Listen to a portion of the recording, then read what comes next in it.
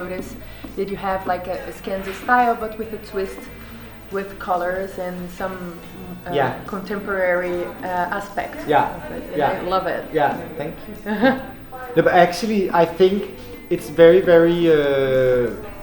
The Danish take on Scandi fashion now is like more playful than the general perceptions of Scandi fashion. Yeah, usually before I used to see a lot of gray, camel colors and white, and that's it. But now I've seen a lot of florals and playing with shapes and prints, and it's so nice to see that. And I think maybe 5-10 years ago it was the Swedes that, from Sweden, the designers from Sweden, that defined Scandinavian fashion, and obviously it started with Acne and brands like Hope and Dagmar and Y Red and so on.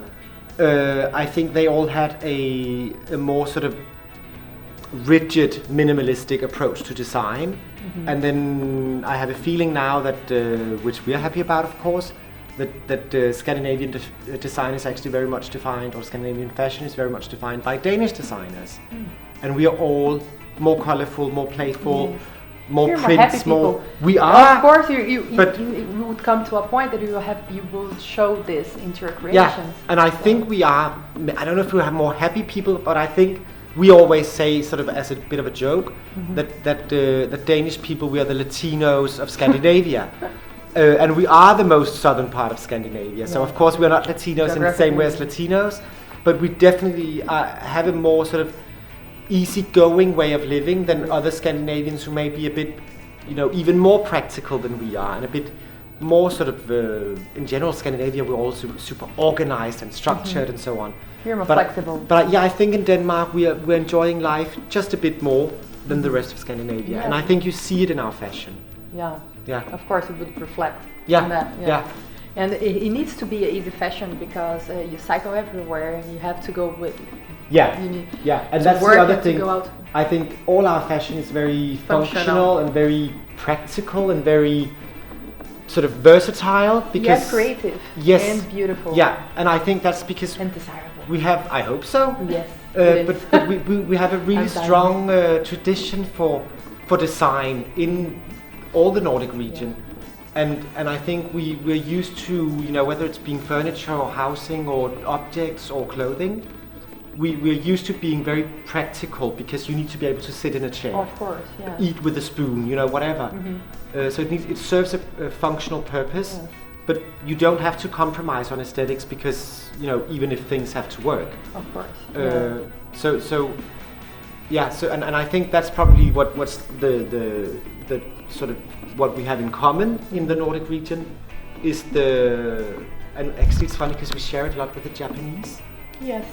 They have very much the same sort of approach, that things are functional and they serve a purpose, but still you put a lot of attention into design and what kind of material and color, shape. And I think it's going to grow even more, because we're in a time that with all this overproduction and so on, like you need to invest in pieces that will be timeless in our wardrobe.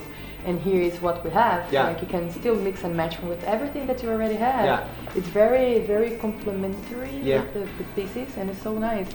And I think it's how most people dress at the end of the day, because I mean, obviously it's a tiny group of people working with fashion or whatever that dress differently, but the vast majority of people, also people who care about fashion and style and so on. I mean, look at me now. I'm talking about how colorful we are, and I'm wearing black. Black is always black. I love black. But at the end of the day, most people, you buy shirts and tops and coats and jackets and t-shirts, and you don't buy crazy dresses. It's a little bit like the French. The French loves every fashion, but when they are buying, okay, give me the black one. Exactly, give me a turtleneck and a pencil skirt. It's okay. They do a lot of trends, a lot of fashion, but abroad. Yeah. But Europe, I think there is this different way of consumption, of buying things that are more timeless. And this is really nice, and I think that's where the whole fashion market is going now.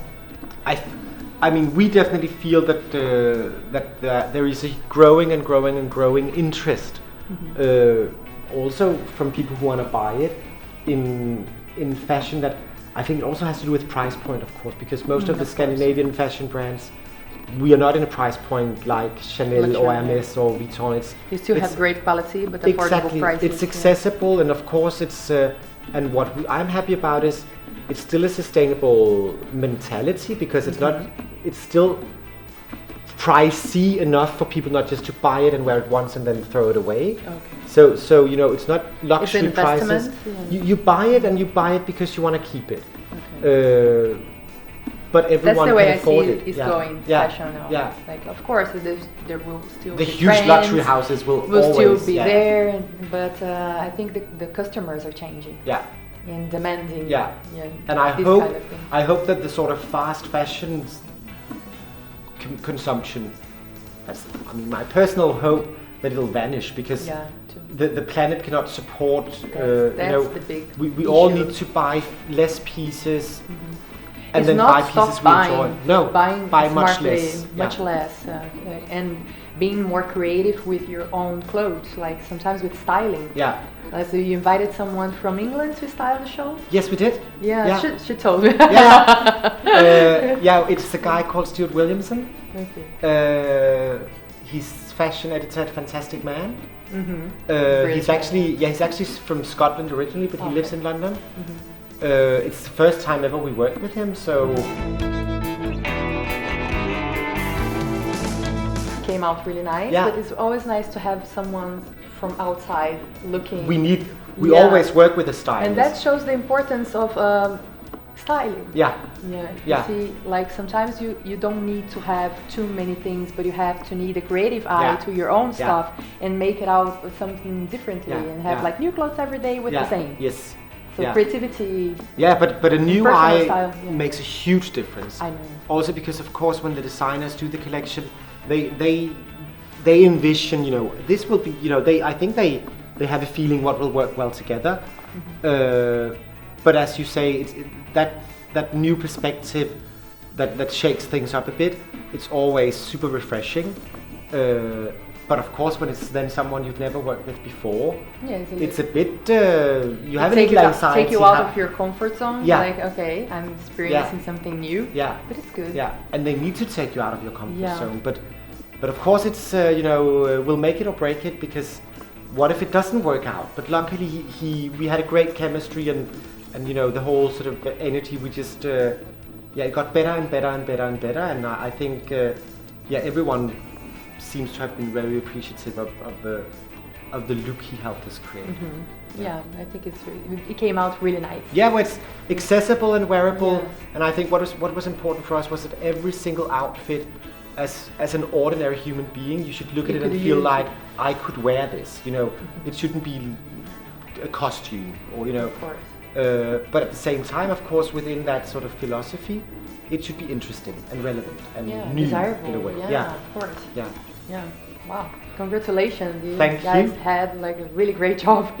In this collection and with the brand. That is really nice, and I really appreciate it. And I am so happy to be here and talk to you today. Likewise.